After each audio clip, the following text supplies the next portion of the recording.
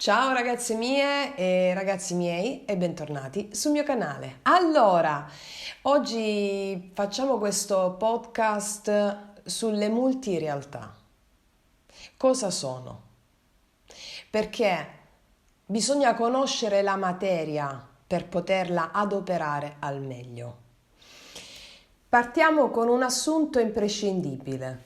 Tutto ciò che hai la facoltà di immaginare, tu puoi manifestarlo nella 3D. Quindi tutto ciò che hai la facoltà di immaginare è alla tua portata di manifestazione. Ve l'ho spiegato in tanti altri video. Ma adesso approfondiamo tutto questo per capire la materia di cui siamo fatti e perché tu hai la facoltà di manifestare tutto ciò che riesci a immaginare. Andiamo a spiegare questo. Quindi oggi ci concentreremo sulle multirealtà, sulla realtà interna e esterna.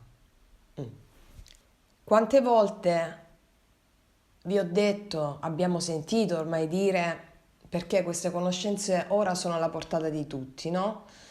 Che la realtà fuori non esiste. È proprio così. Spieghiamo dunque perché, nei dettagli. Il mondo fuori, cioè il mondo che noi crediamo essere fuori di noi, cioè fuori dalla nostra coscienza, è tutto dentro. È in realtà dentro la nostra coscienza, cioè dentro di noi. E quindi da che cosa è creato il mondo che vediamo fuori?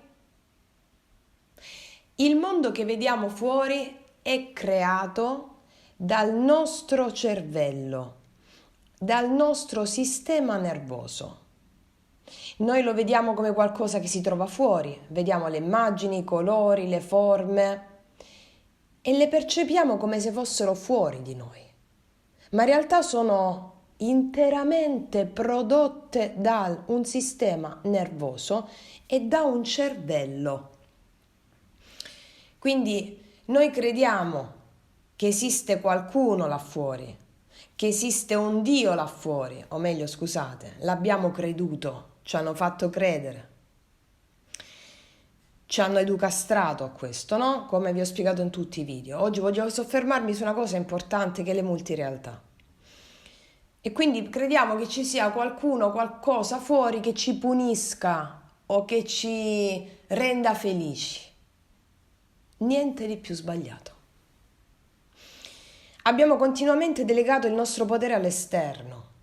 Credere che esiste qualcuno o qualcosa là fuori che ci può fare bene o male. Allora, quello che inganna, e su cui metteremo oggi l'attenzione, è la percezione soggetto-oggetto. Ma che voglio dire con questo? Voglio dire che io mi percepisco come soggetto, cioè una coscienza che sta all'interno del mio apparato psicofisico, dentro al mio corpo, ossia una coscienza che è limitata dal mio corpo fisico, cioè mi percepisco una coscienza che è all'interno del corpo e che quindi è limitata dal mio corpo fisico. E quindi io vedo il mondo fuori come qualcosa che sta là fuori di me. Questa è la dualità. Va bene? Questa è la dualità, soggetto-oggetto. Ma questa dualità è illusoria. Tutto ciò che esiste, anche questa dualità, è funzionale al percorso dell'anima sulla terra.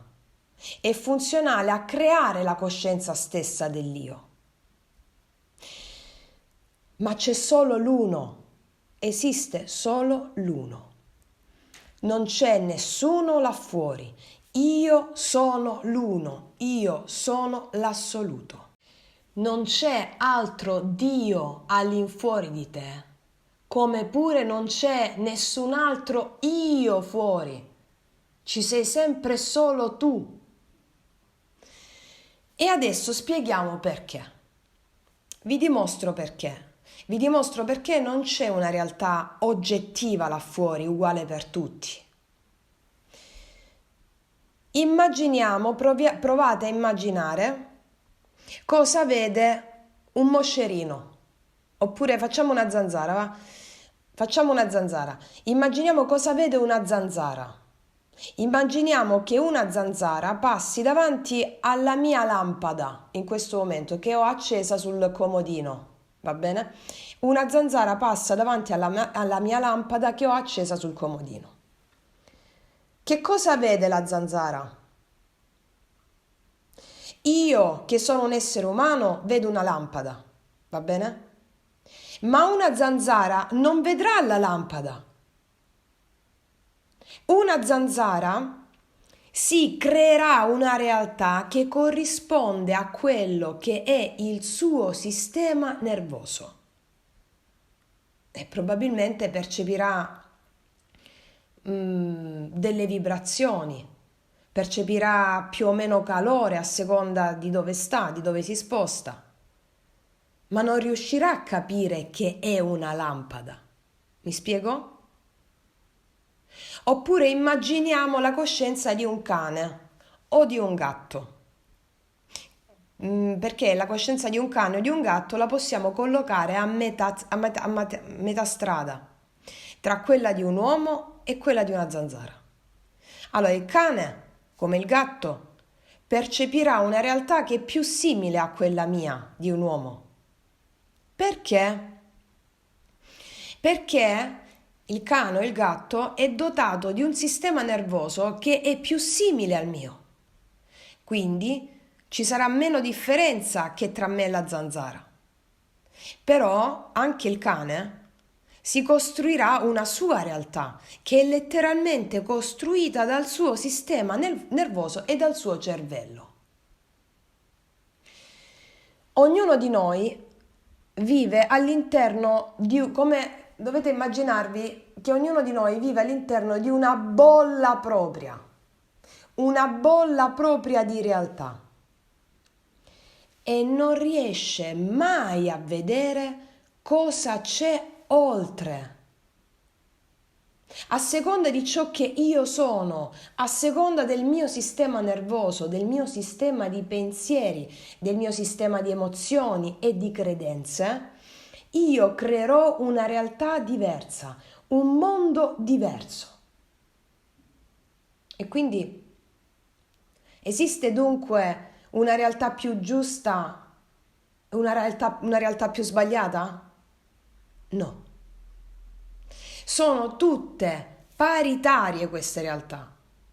La realtà della zanzara non ha meno diritto di esistere della mia e non è meno perfetta della mia, semplicemente è quella realtà corrispondente ad un sistema nervoso diverso dal mio.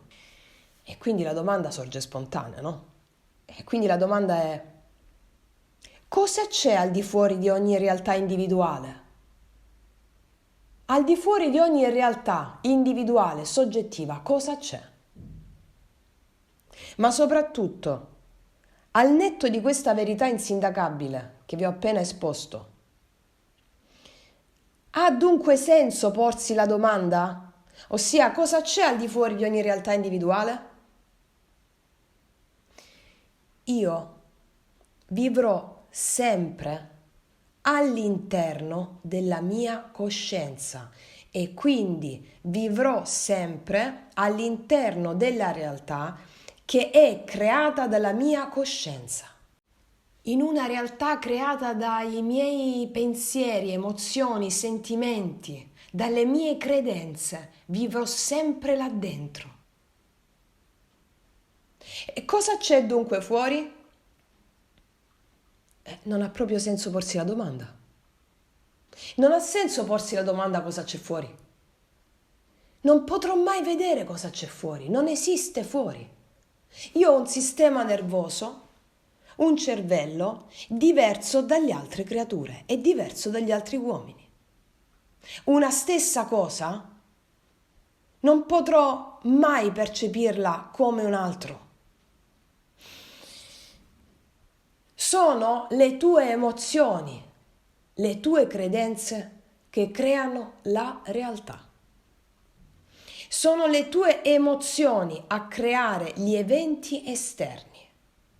È la frequenza a cui vibri tu all'interno, con le tue emozioni, i tuoi credo, a creare la realtà corrispondente a quella tua frequenza interna. Sono i tuoi pensieri e il tuo modo di pensare a creare gli eventi esterni e non viceversa. Vi spiego come accade questa cosa. Allora, negli anni, provando sempre le stesse emozioni, no? Negli anni, provando sempre delle stesse emozioni, queste emozioni si cristallizzano al nostro interno. E cosa succede dunque? Succede che questa massa di emozioni, questo carico emozionale che abbiamo all'interno, crea gli eventi che noi poi vediamo all'esterno. Quando io vedo l'evento, provo di nuovo quell'emozione e quindi lo riporto al loop. Ecco perché generiamo sempre gli stessi eventi negativi, le stesse situazioni con persone diverse, ma anche con le stesse persone. Perché le emozioni cristallizzate ci fanno fare sempre gli stessi pensieri, che riproiettiamo sempre le stesse cose come eventi. E quindi noi diciamo, mi è capitato di nuovo questa cosa, mi è capitato di nuovo la stessa cosa, mi ricapitano sempre le stesse cose. Certo, questo accade quando non si lavora sulle proprie emozioni e si crede che dall'esterno possa arrivare un evento diverso pur provando sempre le stesse emozioni negative. Impossibile, impossibile. Quindi queste emozioni cristallizzate creano l'evento esterno. Io di fronte all'evento esterno provo sempre la stessa emozione e questa si cristallizza sempre di più, va a loop. Quindi il mio carico di emozioni cresce con il passare degli anni proprio per questo loop e questo produce quello che tu chiami la tua realtà esterna. È il carico emozionale che va a loop che crea la tua realtà esterna. Queste emozioni, dunque, diventano inconsce quando si cristallizzano. Mi spiego? Diventano inconsce. E tu crei gli eventi esterni in maniera inconscia, senza accorgertene, perché c'è un carico che ti porti dietro. Ma niente, mai niente è improvviso. Niente capita mai all'improvviso. Niente capita improvvisamente. A te ti sembra che improvvisamente accade un incidente, arriva una malattia, ma non è vero. Ciò che sembra improvviso viene creato mesi e mesi, se non anni prima. Cioè dobbiamo sapere che ogni emozione, pensiero cristallizzato è destinato a distruggersi. Perché? Perché la vita si muove, è un continuo mutamento. Niente può essere fermato perché tutto è in continuo movimento, mutamento. Niente è fermo. E quindi ogni pensiero che tende a cristallizzarsi verrà distrutto dall'universo, che è il tuo sé superiore stesso. Che siccome tutto è in funzione sempre del bene supremo, anche quando non ce ne accorgiamo, e allora tutto è in movimento, tutto è in evoluzione, niente può fermarsi. Facciamo degli esempi. Io ho una certa idea cristallizzata su come dovrebbe essere il mio partner, un potenziale partner nei miei confronti. Ho un'idea cristallizzata per dei credo, per delle credenze che ho. Tipo, ho appreso dalle mie credenze che un buon partner deve trattarmi tipo che mi deve chiamare 10 volte al giorno, farmi sapere dove sta, con chi sta. Ok, sto facendo degli esempi, gli esempi limite si capiscono di più. Ok, ho questo credo cristallizzato. Bene. Inizi a frequentarti con una persona e questa persona fa esattamente l'opposto di quello che ti aspetti e fa esattamente proprio come le tue altre esperienze passate. Ossia, non ti chiama, non ti dice con chi sta, cosa sta facendo, magari ha un approccio diverso nello stare in coppia, preferisce chiamare una volta al giorno, è più riservato. Bene, la tua idea cristallizzata su come si dovrebbe comportare un partner al tuo fianco, essendo appunto cristallizzata, ossia dove non vi è ammessa possibilità di comportamento diverso, sarà inevitabilmente distrutta dall'universo. E allora cosa succede? Che nella realtà la persona ti tratta esattamente l'opposto della tua credenza cristallizzata. E cosa succede? Che tu inizi a provare fastidio, quel fastidio che si ripete, che è un'emozione negativa. E questa emozione negativa a sua volta si cristallizza come modo di pensare. Ad un modo di pensare cristallizzato corrispondono delle emozioni cristallizzate. E cosa accade? Che un bel giorno mi accorgo di avere la gastrite. Bene, quella gastrite non è nata all'improvviso. Quella gastrite è il frutto di un carico emozionale inconscio, non fluido, che si somatizza e si cristallizza nel corpo. Non accade mai niente improvvisamente, mi spiego? Sono io che costruisco la mia realtà attraverso mesi di cristallizzazione interna. E questo accade nel male così come nel bene, ossia lavorando su di sé, sulle proprie emozioni per mesi, anche la realtà esterna sarà costretta a conformarsi al tuo cambiamento. Per esempio, quando lavorate con la legge spirituale, come vi dico sempre, per manifestare per esempio qualcosa di specifico, e prima di tale manifestazione ci sono i famosi test toast, ossia la distruzione del vecchio, delle vostre credenze cristallizzate, ecco, quelli sono il prodotto di emozioni e pensieri cristallizzati, ripetuti per tutta una vita, che devono distruggersi per fare spazio al nuovo. I famosi test toast, la distruzione prima delle grandi manifestazioni, sono proprio la distruzione dei pensieri cristallizzati, delle emozioni che hanno creato quella realtà loop in negativo cristallizzate, che devono per forza distruggersi per fare spazio al nuovo. Quel nuovo su cui tu stai lavorando, quel nuovo su cui tu devi persistere con fede e fiducia, perché come le cristallizzazioni negative si sono formate a furia di emozioni e pensieri ripetuti, che hanno generato quel tipo di realtà, così i nuovi pensieri e le nuove emozioni devono essere ripetuti e affermati con la disciplina mentale, con la propria fermezza nella legge, affinché si cristallizzino i nuovi e diventino la tua nuova realtà.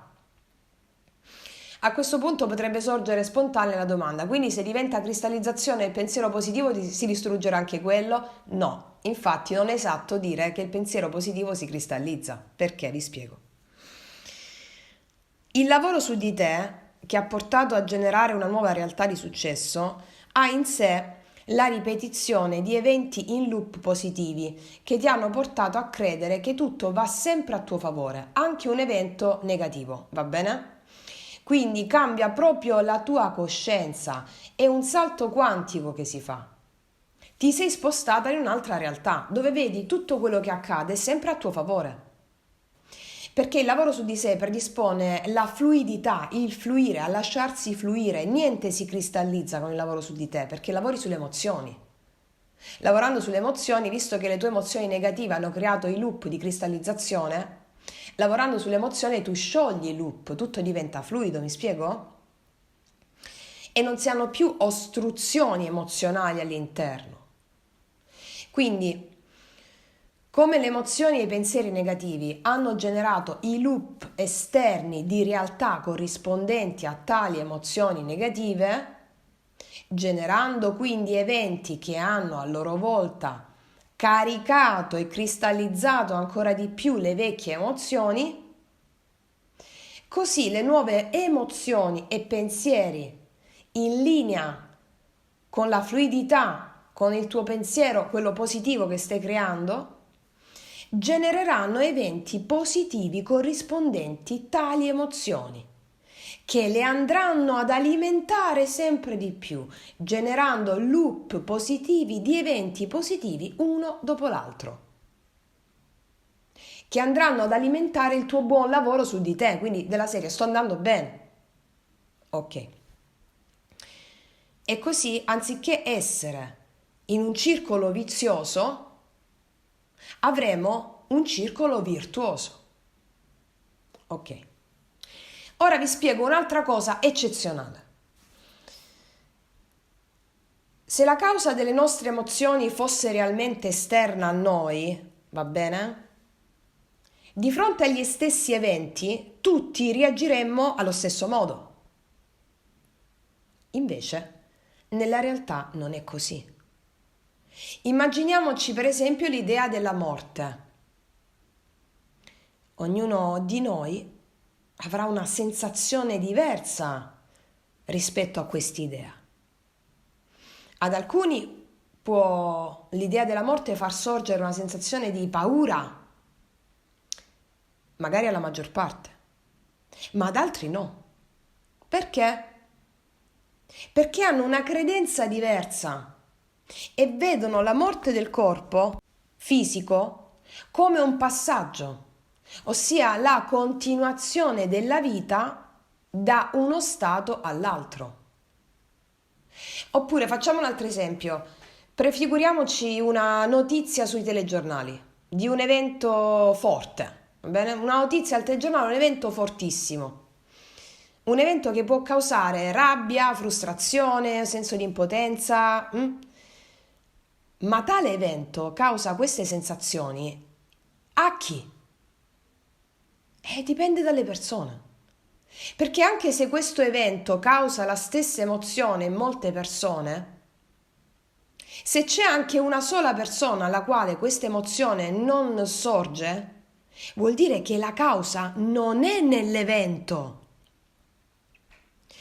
ma la causa è in come siamo costituiti noi all'interno, cioè in come sono fatte le varie persone, ossia a seconda delle emozioni che io provo di solito, creo degli eventi all'esterno che mi fanno vedere quell'emozione.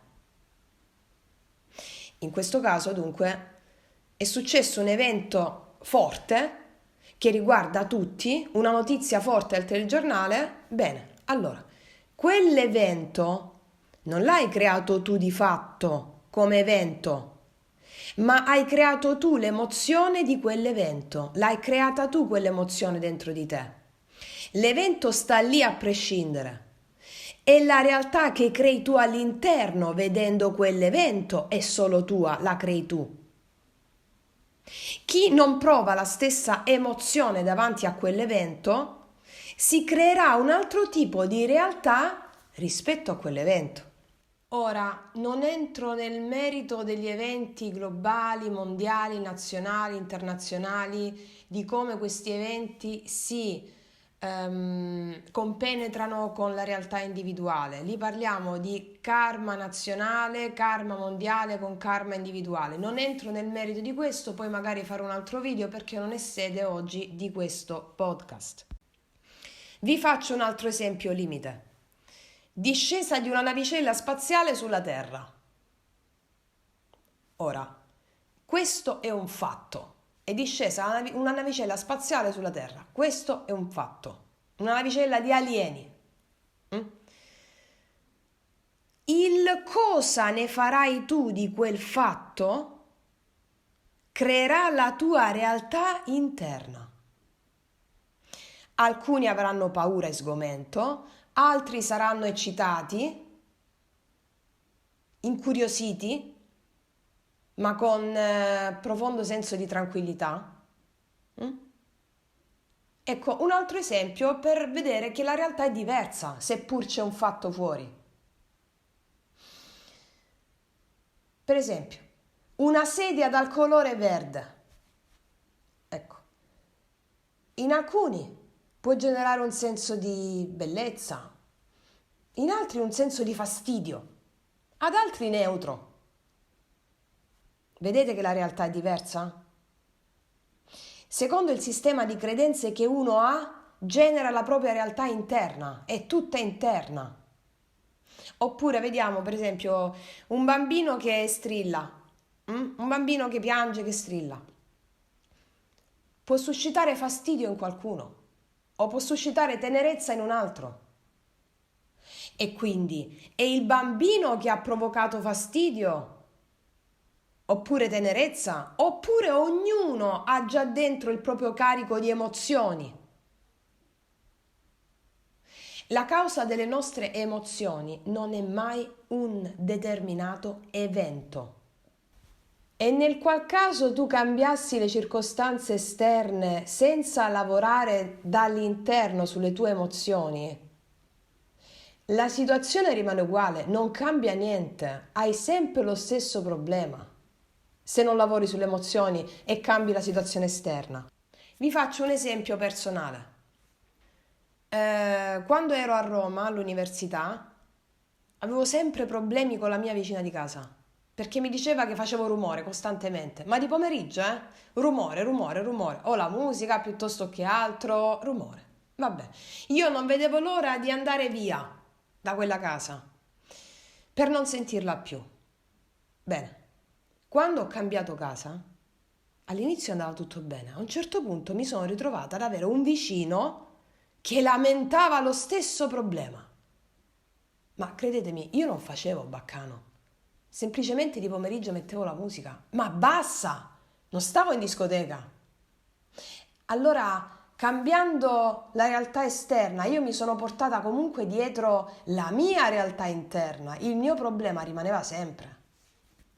Fin quando non ho lavorato su ciò che mi dava rabbia, che all'esterno di me la proiettavo con la vicina che si incazzava, era la mia rabbia interna. Non ho lavorato sulle mie emozioni. E questo abbiamo fatto tanti altri podcast nel lavoro sulle proprie emozioni, sugli istinti repressi, eccetera. Quindi non serve cambiare le condizioni esterne se non si porta avanti il lavoro sulle proprie emozioni interne. Ok? Esempio nelle relazioni di coppia. Rispetto a una persona, a un partner, a una persona specifica che non mi dà attenzioni, oppure sto insieme a una persona che non mi dà attenzioni, non mi tratta come io vorrei, così io voglio cambiare partner. E cosa succede? Che la persona successiva, magari all'inizio sembra che tutto va bene, poi all'improvviso, inesorabilmente, se non ho lavorato sulle mie emozioni, succede che le emozioni che provo di solito faranno emergere sempre la stessa realtà, ossia che quella persona di nuovo non mi tratta bene, non mi dà attenzioni, non mi tratta come vorrei. Perché? Perché proietti sempre ciò che sei, non ciò che vuoi. Se quello che vuoi lo fai lavorare dentro, andando a sciogliere le vecchie credenze, le vecchie emozioni, andando a lavorare sul lavoro su di te, come vi spiego sempre, non è questa mo la sede. Tu diventerai quella nuova versione e cambierà anche la persona che ti interessa, perché cambi tu. Tu diventi quello che vuoi, attraendo ciò che vuoi, lavorando sulle tue emozioni. Come succede anche spesso, lavori sulle tue emozioni e vuoi cambiare una certa persona lavorando sulle tue emozioni perché stai cambiando te stessa, quando cambi te stessa poi a volte succede che quella persona non ti interessa più e arriva quello alla tua frequenza che meriti per diritto divino. Come pure cambia la stessa persona, come pure, scusami, cambi tu, non cambia mai l'esterno, quando cambi tu ti rendi conto che anche l'altro è cambiato e che ti piace così com'è l'altro. Perché comunque quando lavoriamo su di noi cresciamo sempre in consapevolezza e se quello che c'era prima non sta più alla nostra consapevolezza, cambiamo strada. Ricordiamo dunque questo. che ci portiamo dietro ciò da cui vogliamo scappare. E dunque ogni volta che vi accorgete che state scappando da qualcosa, fermatevi e chiedetevi: da cosa sto scappando? Perché a quel punto inizia la risurrezione. Ma tantissime di voi ormai questo passaggio l'hanno fatto oltremodo, voglio dire, e però repetita iuvant, cioè ripeterlo aiuta. Ecco, tutto quello che vi ho detto serve a farvi prendere ulteriore consapevolezza del vostro potere e del fatto che siete voi i creatori indiscussi della vostra realtà. In me mago agere. Lascio agire il mago che è in me. E quindi esistono dunque realtà parallele che coesistono nello stesso istante. Queste sono le multirealtà parallele che coesistono nello stesso istante. Ogni creatura sulla terra ha una propria specifica realtà. Cane, gatto, zanzara, uomini, donne, giraffa, tutto, multirealtà. Queste sono le multirealtà e sono tutte con la stessa dignità di esistere.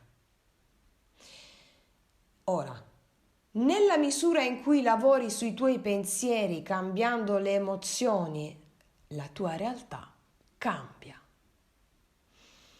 I tuoi nuovi credo andranno in loop e, iniziando a vedere eventi e persone corrispondenti ai tuoi nuovi credo, le emozioni corrispondenti si andranno a solidificare sempre di più, iniziando a diventare molto più grandi di quelle negative del passato.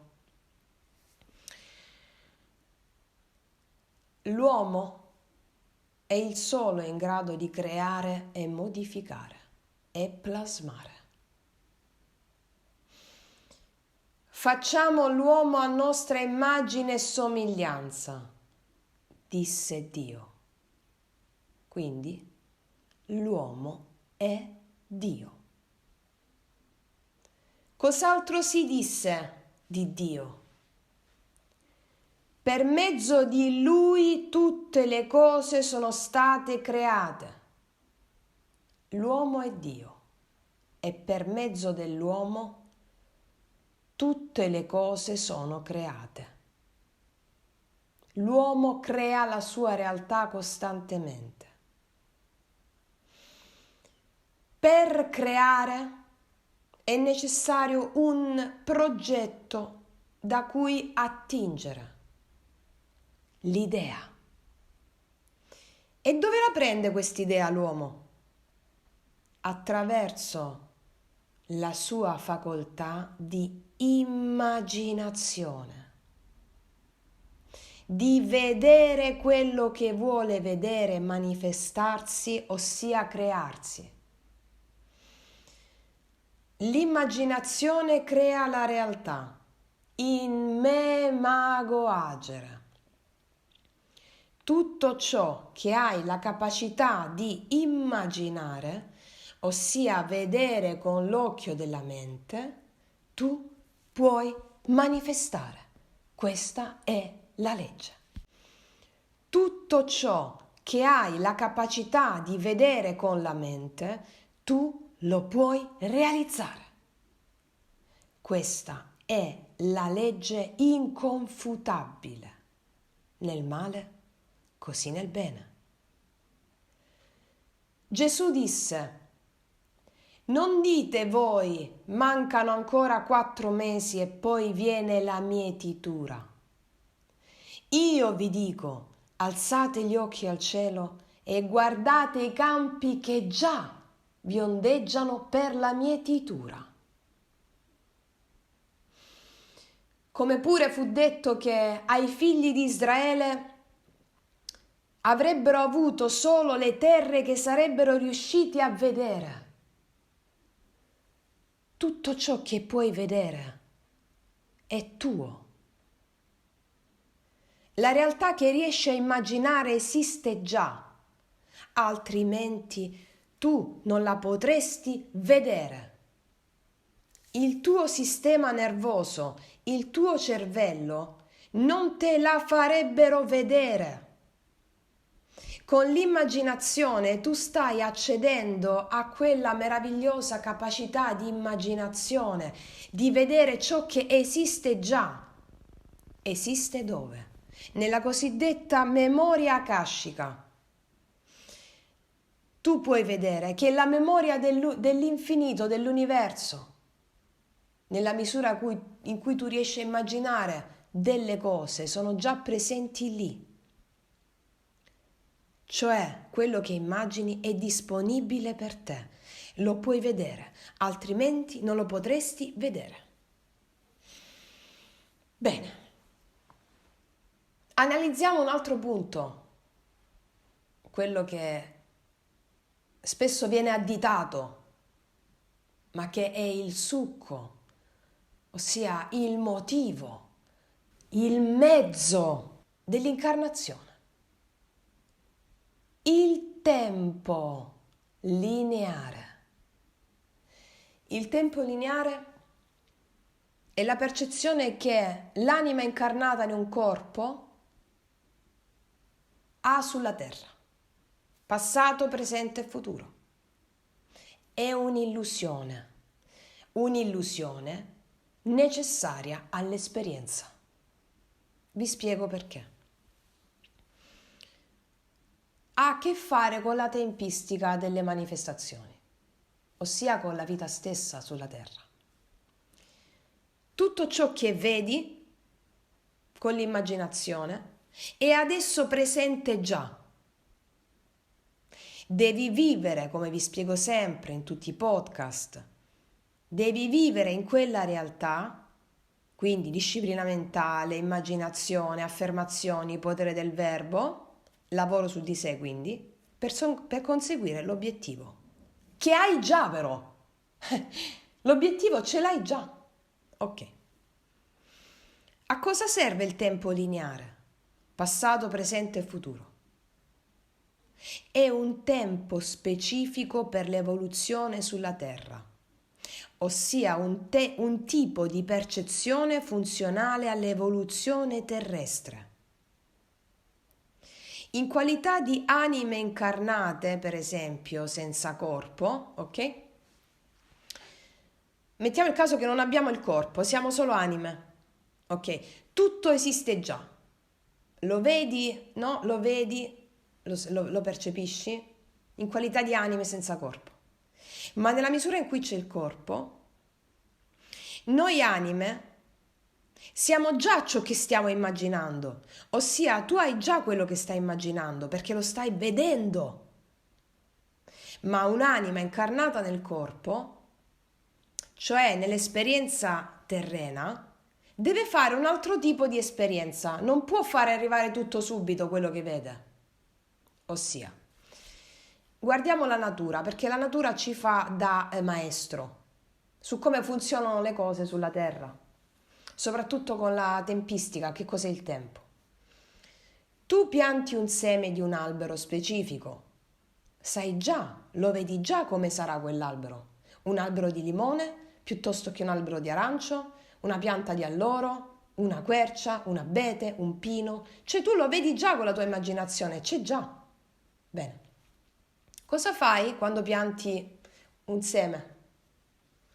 Lo innaffi, te ne prendi cura, con la totale certezza che prima o poi vedrai il germoglio. Bene, tutto il resto funziona allo stesso modo. Le manifestazioni funzionano allo stesso modo. Una manifestazione di un tuo desiderio funziona allo stesso modo. Prendertene cura, ma non troppo. Cioè, non è che tu stai mattina e sera davanti alla pianta, davanti al semino, dicendo esci, esci, esci, esci, esci. No! Ok, te ne prendi cura, la innaffi? Il giusto? Bene. Sapete cosa fate quando smettete di crederci? Sapete cosa fate quando smettete di lavorare su di voi per conseguire quella manifestazione? È come se scavaste nel terreno e sabotaste la fioritura. Scavaste nel terreno, non lasciaste al seme la terra, lo togliete proprio e sabotate la fioritura. Questo è quello che succede quando smettete di avere la disciplina su di voi, quando smettete di lavorare su voi stessi e sulle vostre emozioni. Ogni vostra manifestazione, ossia desiderio, corrisponde ad una vostra qualità interna. È una qualità spirituale che si riversa nella materia. Un talento, un potenziale. Che grazie al vostro desiderio, tale qualità interna, grazie a questo desiderio, voi la state coltivando. Può essere una qualità di quercia, una qualità di limone, una qualità di abete, una qualità di rosa, di pino. Ogni pianta ha i suoi tempi di fioritura e maturazione. Nella realtà dell'incarnazione terrena, questo è ciò che porta alla manifestazione. Mentre nel mondo dello spirito è già creata, tu l'albero lo vedi già. In un minuscolo seme è già contenuta la quercia che sarà. L'incarnazione terrena ha proprio questa funzione, quella del tempo lineare, ossia si serve del tempo lineare per il germoglio delle proprie qualità, grazie ai propri desideri. Soltanto con il tempo lineare si può fare esperienza della vita sulla terra. Senza tempo lineare non ci sarebbe esperienza e senza esperienza non esisterebbe vita sulla terra, ossia evoluzione. Il tempo lineare percepito come passato, presente e futuro, come mezzo di incarnazione, serve all'evoluzione sulla terra. Quindi la percezione del tempo lineare ha la specifica funzione di servire l'incarnazione stessa. Quindi, quando immagini è già tutto disponibile per te, ma poi è l'esperienza del tempo lineare che ti porta a realizzarlo. Pensate se tutti i desideri che avete si manifestassero qui ora all'istante. È tipo, voglio un castello, un cavallo, una giraffa, una tigre, boom, tutti insieme nella tua stanza. No, scusa, dove te metto mo? La tigre, dove te metto la giraffa? Non entra, cioè sarebbe un disastro. Ecco, non ha senso.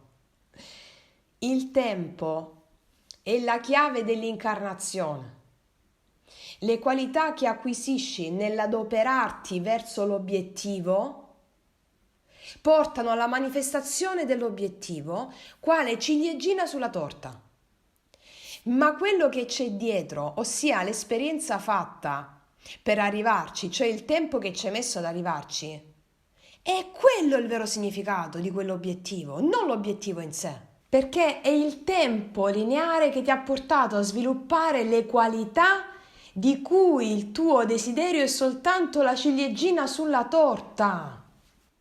È l'obiettivo che lavora su di te mentre lo persegui facendoti integrare determinate qualità. L'obiettivo è il viaggio, il qui ed ora è il viaggio. Quindi, senza dilungarmi oltre in altre specifiche di cui ho parlato tantissimo negli altri podcast sull'arte del vivere, la chiave assoluta, prima parte, seconda parte, la manifestazione del proprio desiderio, eccetera, oggi volevo proprio porre l'attenzione sulle multirealtà, cosa sono e che coesistono contemporaneamente. Per esempio, nella misura in cui tu vuoi avere una certa ricchezza, no? Anche materiale, la ricchezza materiale, nella misura in cui tu ti immagini come puoi essere, va bene? Lo vedi, è già per te lì, cioè c'è già quella realtà. E allora tu fai come se fosse già così, come vi ho spiegato nei vari podcast, l'arte del vivere, la chiave assoluta, eccetera, sulla playlist l'arte del vivere, appunto. Il fai come se va a sfidare le tue credenze, mantenendo la disciplina su quello, scacco matto all'ego. Ma sono tutte cose che già vi ho descritto. Il podcast di oggi era proprio inerente alle multirealtà per farvi capire cosa sono e perché non esiste una realtà fuori. Non può e non potrà mai esistere. Può esistere l'esterno, ma l'esperienza che tu fai di quell'esterno all'interno di te crea quella realtà. Va bene? Ok, per oggi è quanto. Quindi era questo che volevo dirvi oggi e mi auguro di avervi dato un ulteriore assist alle vostre riflessioni, ragazze e ragazzi. Io vi abbraccio profondamente, noi ci vediamo alla prossima e come sempre, che Dio vi benedica! Mua!